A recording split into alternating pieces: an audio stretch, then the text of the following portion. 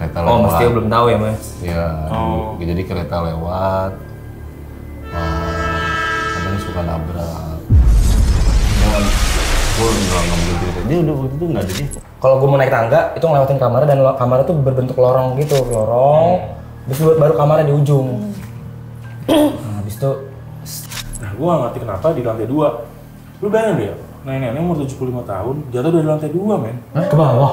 Jatuh ke bawah. Dari balkon? Tangga. Kagak, jatuh. Jadi kayak balkon gitu. Jadi rumah dalam tuh ada kayak balkon dalam gitu loh. Balkon dalam, ya. Jatuh ke ruang Ke dalam. makan yang jatuh. Jual gitu terus gak kenapa-napa.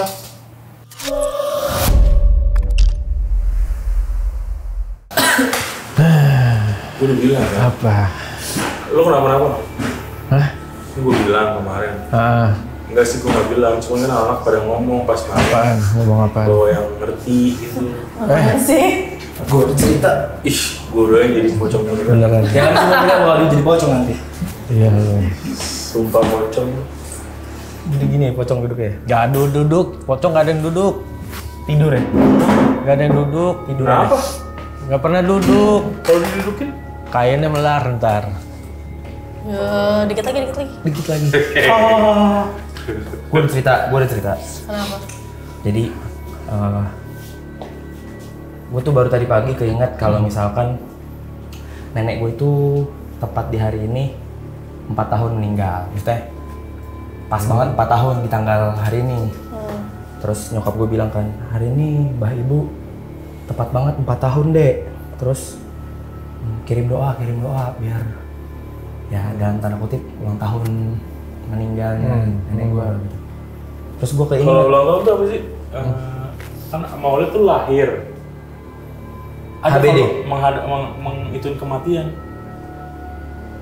Jadi kan kalau Maulid itu kan hari kelahiran kayak birthday. Nah kalau ulama-ulama di Jawa itu apa sih istilahnya? Bukan Maulid, ini kayak lu merayakan hari kematian, kepergiannya ya. Pergiannya. Happy Death Day. Bukan, ada istilah Jawanya. Ini Jawa, ada istilah Pak. Maulid, ada istilah itunya kayak apa namanya itu? Ya terus gue keinget intinya gue keinget kalau misalkan di hari-hari nenek gue meninggal itu Google. Gue kalau udah korek mau ngerokok anjir. nggak boleh. Apa gimana? Mbak Utilo meninggal 4 tahun lalu. Iya, 4 tahun Hari lalu. ini tepat banget 4 tahun. Tepat banget Peringatan. Oke, terus suruh udah berdoa. kirim doa kan, gue kirim doa. Terus ya gue keinget kan di zaman waktu itu gue masih ngurusin bokap gue ngurusin Ngurusin hari apa? Pas nenek sakit. gue pas masih sakit.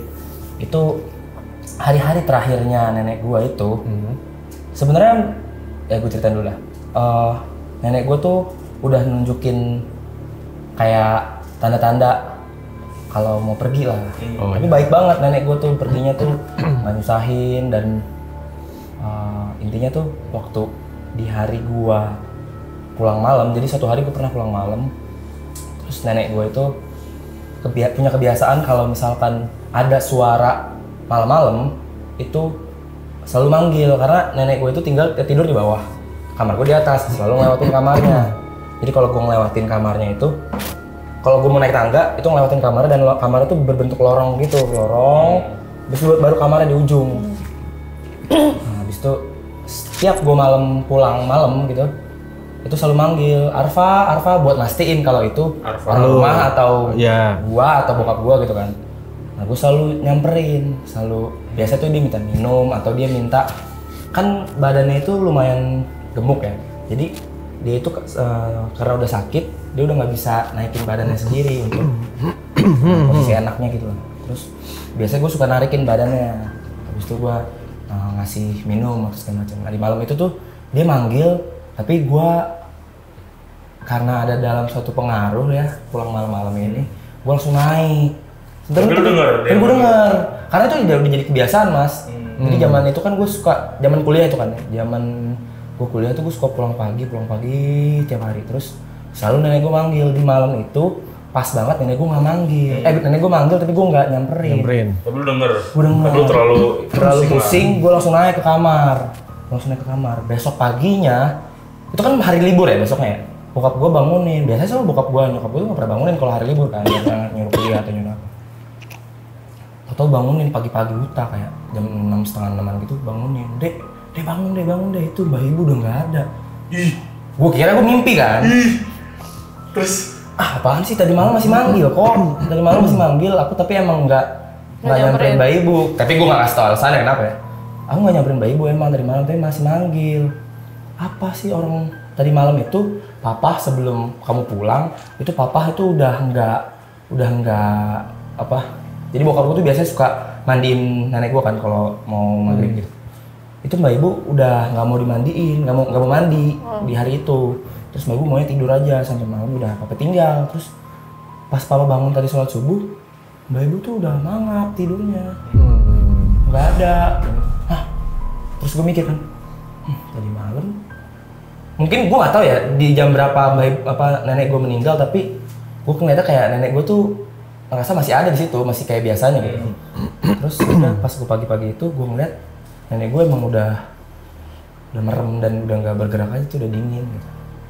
Gue nggak tahu itu tadi malam itu beneran nenek gue masih manggil atau sebenarnya dia tuh manggil untuk yang terakhir kalinya.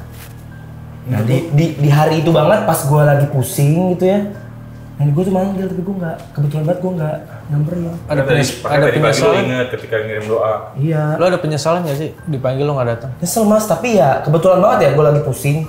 Dan kalau misalnya gue lagi nggak pusing, gue udah pasti banget nyamperin nenek gue untuk bantuin kan, untuk apapun yang dia minta pasti gue turutin gitu. Tapi di malam itu banget gue kebetulan. Ya harusnya mah nyamperin. Nggak, menurut lo bukan, menurut lo tadi. Iya menurut lo tadi manggil. Nenek itu masih neneknya Masih hidup berarti. Nggak ada yang tahu mas, tapi Iya soalnya nggak ada kan yang tahu, tapi gue kan pulang di jam 2 jam 3 gitu kan. Teman setidaknya kan kalau emang udah waktunya itu. Oh iya, sama harusnya nenek mah- gue tuh waktu mau hari-hari terakhirnya itu ya, bukan di hari H itu ya. Itu nenek gue tuh selalu halusinasi dan nggak pernah halusinasi kayak gini. Selalu kan tidur lagi nih. Selalu halusinasi kayak dia manggil nama nenek moyangnya. Setelah ditelusurin kata bokap gue itu nama nenek moyangnya. Which is bokap gue juga udah nggak tahu namanya siapa. Jadi dia baru pertama kali nyebut itu, dan semasa hidupnya nenek gue nama nenek moyangnya ini nggak pernah disebutin. Jadi dia nyebutin Arba'i sini. Serem dia. Bokap gue yang cerita ya, tapi gue nggak lihat langsung. Bokap gue cerita, dek tau nggak waktu itu Mbak Ibu pernah halusinasi gitu. Dia manggil nama Arba'i. Terus gue nanya kan, itu siapa pak? Itu nama nenek moyangnya katanya. Lah nenek moyang udah nggak ada dong. Terus dia manggil dalam halusinasinya kan, kayak dalam tidur yang melek gitu kayak Arba'i, sini. Nggak lama dari situ kejadian di malam itu terus nggak ada. Ya harusnya mah lo kalau dipanggil datang walaupun lo Kan bukan dia nih, Pak. Bukan gue yang panggil Arba'i. Arba'i. maksud gua kan neneknya manggil. Oh yang tadi. Tapi kan dia lagi Harusnya mah- ini, Mas. Iya, semabuk-mabuknya. Ya lo emang Main HP mulu ih. Ini enggak maksudnya Mas lo Fajar lagi WhatsApp. pusing itu emang lo Suruh kesini aja ya Mas Fajar ya? Siapa sih ini? Kita lagi bahas lo malah WhatsApp. Mas Fajar itu yang udahlah Akam begini lah. Sintaro itu. Fajar unit apa Fajar PE? Fajar PA, bukan Fajar Pak Hajar, Bukan driver. Oh bukan. Bukan. Oh, bukan. Driver. Bukan driver Pak Fajar. Nggak ada sih. Nggak ada kan? Ya udah suruh aja sih. Panggil aja. Sini ya, suruh sini ya. Gue VN. Tapi Gue nyesel sih kayak gitu Mas sih. Fajar, kalau dia. sini aja Mas Fajar. tapi orang Mas Fajar. gue aja takut sama nenek gue. Bukan kalau biasanya mah biasa aja, tapi ketika misalnya nih tengah malam misalnya Sini, gue ke Mas, kamar sini, nenek gue, nenek gue duluan. lagi bangun tuh gue pasti kaget dulu gue. Tapi emang nenek-nenek ini nyeremin. Iya, serem. Padahal dia ini baik gitu orangnya Iya. baik, tapi kalau dia berdiri tengah malam tuh gue takut Tapi banget. kalau udah Pasti Mas Fajar nih. Nggak usah takut. Bukan, tukang sapu datang. Ngapain sih mau gituan? Abis ngepul, abis ini dia. Mana dia? Apaan sih? Mas jangan. gue mau bungkus dia. Jangan Bungkus-bungkus bungkus. aja. Gajetot. Jangan lo, gede nggak? Iya kan? Duduk. Kenapa lo? WhatsApp. Gua ambil itu tadi, gue habis dari Bunda mau bungkus sesuatu. Orang lo kesini di WhatsApp Arfa. Iya. Kan tadi pas masuk coba dah, lu gak bayar lu. Kenapa? Ada gak bayar gua? Ada nih, gua ke gudang dulu. Beneran tuh, gua ke gudang dulu ya. Tuh. Dari Mas Fajar. Nama lo di Nama gua di Enggak, nama dia di WhatsApp lo apa? Fajar PE apa Fajar unit? Mas Fajar PN Exera. Status dan ini Ini nama kantor. Kenapa Fajar ini? Kenapa lu manggil Fajar. dia? Mas Fajar itu juga punya cerita dan ceritanya itu Seru nggak? ya coba ceritain aja dulu sendiri lah, Mas Fajar. Tahun berapa nih kejadian? Sedih banget. Kayaknya tahun 1887 kalau dari muka-mukanya mungkin. Jangan nangis. Kayak dari Jauh banget gitu. cerita zaman dulu banget gitu. Dia lagi mundur peradaban nih. Oh, lagi ini ya. Iya. Lagi kilas balik flashback. zaman gua di tahun 1887. Jangan-jangan Ntar lagi matanya ke proses atas semua mediasi tuh. nih dia bakal kerasukan. Iya. Kayaknya. Ntar matanya miring tuh. Siapa? Oh enggak. Dengan siapa? Tadi gua ke gudang ngambil apa ya? Iya kan? Amnesia. Amnesia. Ya lu sudah apa cerita? Tentang apa? Mas Tentang Fajar. apa? Tadi kita sadar lu lagi bahas nenek. Gua Nenek. bahas nenek gua Nenek dia. di hari-hari terakhirnya itu kayak ngasih tanda-tanda gitu. Nah, Mas. menurut gua nenek-nenek itu walaupun masih hidup itu juga serem. Nyeremin. Ya. Perihal nenek-nenek ya. Bukan Nama perihal Nyai nenek. sama ya? Nyai. Nama Nyai sama ya nenek sama Nyai ya? Iya. Nyai Itu gua ya, mau sama. Sama ya? Sama. Ucup. Ucup siapa? Ucup siapa sih? Ucup kameramen. Asik. Oh, oke. Mas Ucup Campers Next Era. Oke. Yes. Jadi itu kan gua ke bengkel Vespa. Nah, itu deket kejadian tragedi Bintaro tau gak? Yang lo cerita waktu itu ya. di Ya, sini. ternyata orang situasi cerita. Apa Pak? Orang situasi? Iya, orang situasi li. Ternyata Oh, masih orang sih. situ asli. Orang situ asli. Orang situ asli. Orang situ asli. Lu denger apa? Orang situasi. Bukannya Iya, situation man Iya, kan. Pak. bukannya lebih bagus Oh, iya. Ngerti sih, kita ngerti juga maksudnya apa gitu. Orang ada di situasi tersebut yang gitu. Oh iya benar juga ya. Benar. Orang ada di situasi tersebut. Oh, ternyata bukan. Bukan. Ternyata situ Orang asli. situ. Ternyata Orang orang situ situ asli. asli. Akamsi gitu. Akamsi. kasih Iya, lah gitu. You know? Baiklah. Gimana Ya. Mas ceritanya? Jadi orang situ asli namanya siapa ya? Bang siapa ya? Lupa. Ntar gue tanya Ucup dah. Ya. Nah, Jadi tuh ada, ya gue gak mau nyebut namanya ya, tapi udah Sebut aja almarhum nama. lah. Oh, udah almarhum orang. Nah, udah dia itu bilang kalau di tragedi Bintaro itu ya ada apa sih makhluk halus gitu, kayak dipelihara atau kayak gimana gitu. Terus dia bilang bulan apa ya? Bulan Desember kalau nggak salah, Desember 2024. Baru kemarin Desember. Tuh makhluknya tuh katanya di situ. masih di situ. Iya, udah haji lah ya katanya. Makhluknya. Tunggu. Maksudnya? Si Mang Situ asli itu udah almarhum. Berupa mohon maaf kayak jin gitu loh. Jin Kayak itu tapi jin, udah haji iya, gitu, iya. dari Islam berarti.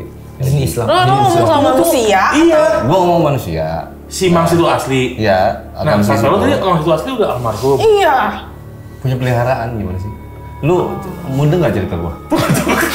Aduh, lu belum cerita. Ya. Jadi si Mang ini cerita kalau Tunggu, iya kan dia bilang Jalan.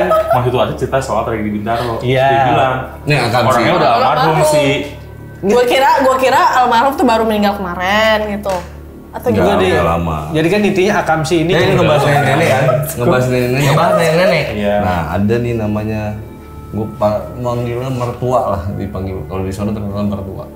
Ini nenek-nenek. Mertua gua mau nyebutin namanya. Dia bilang itu salah satu peliharaannya dia lah intinya. Di situ ada setan bagus, setan budak, bahkan yang udah haji itu namanya orang-orang bilangnya baba hitam. Baba hitam. Babe hitam. Jadi ada Babe hitam, baba hitam. Baba hitam itu makhluk ya. Baba hitam. Nah, baba hitam itu sekarang udah haji katanya. Oh, jin tadi itu ya berarti ya. Sekarang Iya. udah haji. Jadi itu makhluk halus haji. Iya. Baru haji. Iya. Nah, jin kan juga ibadah. Ada ya. yang Oh, gitu. Iya, iya. Nah, gua kaget tuh dia bilang, nah sekarang dia di sini. Berarti haji di baba salah hitam. satu pohon Haji babe. samping bengkel terbuat hanya Ucup. Apa pohon apa gitu. Dia ngobrol. Dia sekarang larinya di sini. Emang nggak jauh lokasi dari palang pintu itu, nggak jauh lah bengkel Vespa gitu. Kalau dipanggil orang Pak Haji gitu ya. Pak Haji Baba Pak hitam. Haji gitu. Pak Haji. Ya kalau sekilas mirip lu Dadang. Perawakan nih. Kenapa harus mirip Oke. gua? Hubungannya 3 setan itu sama 3 jin itu sama tragedi Bintaro apa? Kalau Apakah itu yang lo mau ceritain apa bukan? ini cerita apa sih? Ya enggak. Bener Mas, dia mau nyeritain itu. Jadi cerita itu. di Bintaro itu Lagi di di Bintaro. dekat tempat bengkel yang Mas Fajar sama Mas Iya. Ucup, bengkel Vespa. Itu ada, lu tahu kan kalau di situ banyak kejadian. Iya. Nah, jadi tuh Kecelakaan. sebelum di flyover ya. Setiap tahun itu sering ada kejadian mas. Kereta lewat. Oh, mesti belum tahu ya mas? Ya, jadi kereta lewat. Kadang suka nabrak. Gue nggak boleh cerita. Dia udah waktu itu nggak ada dia. Nggak ada. Waktu itu gua sama Tika doang. Udah nggak apa-apa, nggak jangan ceritain itu udah. Ya intinya ada Jadi banyak intinya tragedi ada kan. kayak Dari dulu ya, juga. tapi sih kalau balik lagi pada dasarnya itu udah takdir kali ya. Cuman warga-warga sana mengkaitkan Sama 3 jin Sama 3 tadi. itu. Nah, ya, salah satu sih ada. Pertama, setan apa? budak, Ya. setan buta. Nah, setan budak itu katanya di situ. Nah, yang pertanyaan gua maaf. Haji Baba Hitam itu di situ itu biasanya Jawara, dia dibilangnya Jawara. Iya, Jawara. Haji Baba Hitam ini biasanya nakut-nakutin kah atau dia nampakin Kalau setan budak kan bikin orang budak Tapi juga. ada loh, dia dia pernah ngapain gitu di situ? sampai ini cerita dari salah satu ya anak-anak sana lah ya. Makam si Iya, ada yang ya kan sekarang di apa sih dibilang kayak di lantai atas gitu. Sini sebelum yang di samping bengkel Vespa ya. Karena sebelumnya itu adalah salah satu rumah yang waktu itu anak-anak syuting apa sih? Mirror. Daerah komplek Jerman situ loh. Nah, itu adalah dia tinggal di situ katanya di posisi lantai atas. Emang gelap banget. Kalau dulunya nih Haji yang gue penasaran nih Gua Haji juga Baba nggak Hitam tahu. mas dulunya tuh gimana? Gua nggak tahu. Cuman ya Emang pernah hidup dia? enggak. Oh enggak, Enggak, biarin aja. orang jin peliharaan. Bang. Peliharaannya Si situ asli. Peliharaan mertua atau peliharaan situ asli? Si mertua itu yang orangnya si itu. mertua. Pegangannya dia lah. Mertua itu Pas udah ada? almarhum, Masih udah nggak ada? almarhum. Ya kalau ngebahas nenek ngaitannya sih itu sih kalau gue punya cerita. Oh. Yang nenek-nenek yang punya pegangan. Haji Baba Hitam. Tapi lu percaya gak sih kalau orang-orang punya pegangan itu meninggalnya susah? Nih, Gua ada cerita. Gua cerita juga. Gimana? Yang tante gua sebenarnya gua nggak percaya. Cuman lu ini kan perawan seumur hidupnya. Umurnya udah 75. Ini ketika masih hidup hari-hari terakhirnya gitu ya.